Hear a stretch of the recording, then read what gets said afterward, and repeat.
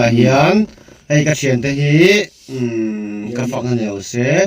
thian bun tak tak mel ret ka nei a hei ka thian te an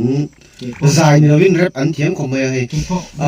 midang an chowe an va petel nga me ka ti na ram ni lovin ei rep an thiam zia om zia hei tuna an fin fie ka tum do na ke ba chu voi tak tak ngai thla to mo chu midang la sha ve lo te le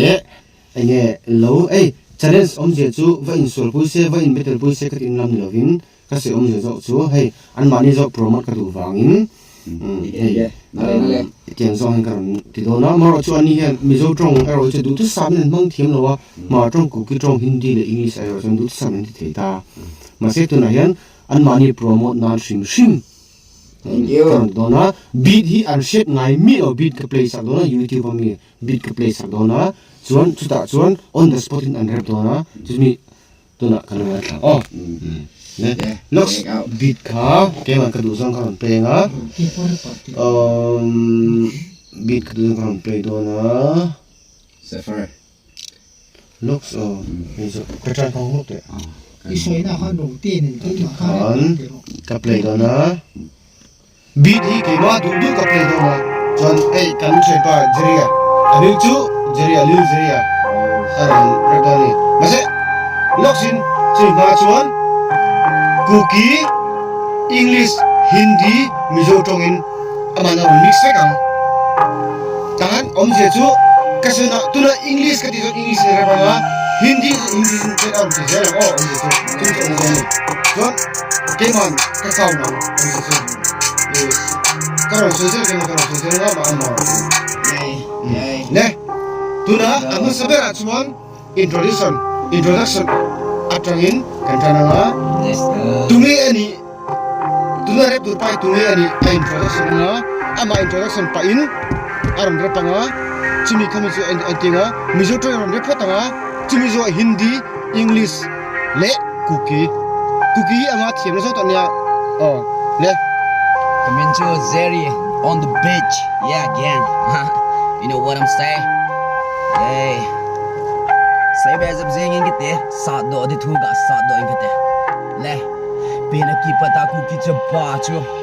mani pusungo boy ka hey hinga na hila mora down ni tui tu zo se chu ke jin hila ma tui zo se lam kai dinga hila ma loi le go cheng chu to zanti na tu sport ka loot hey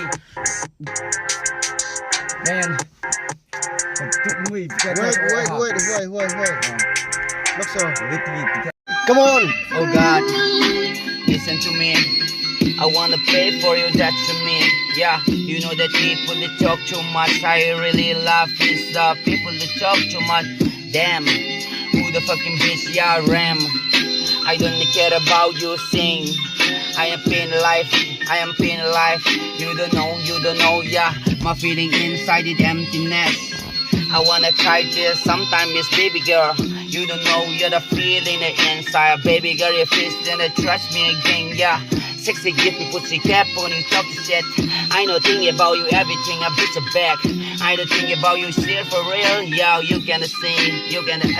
me, yeah. Baby, I'ma leave it to you to be without you. I can talk about you live it without you. Yeah, nang hituna kaya dingin golin dam sungading ha. Kana day na hin golin hingyal dingin na. Nang boju ka day pale ni ko jo sin nga dingin gol ta peta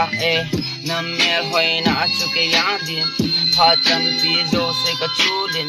kana chuna thu chu hin hein nang bezin hin ko hi ha तेरे पीछे मैं तो कब से पागल हो गया तेरा ख्याल से मेरे तो कब से खो गया तेरे लिए तो मैंने किस नहीं दिया क्यों मेरा बारी कभी तो छू करके देखना धड़कन से कैसा गहरा है तेरे लिए बात करके मेरे लिए रोने क्यों देते आज जाता के बिक बात में तो कल थी मेरा सामने में तो ये छोड़ती दर पे दिल पे तो ये बात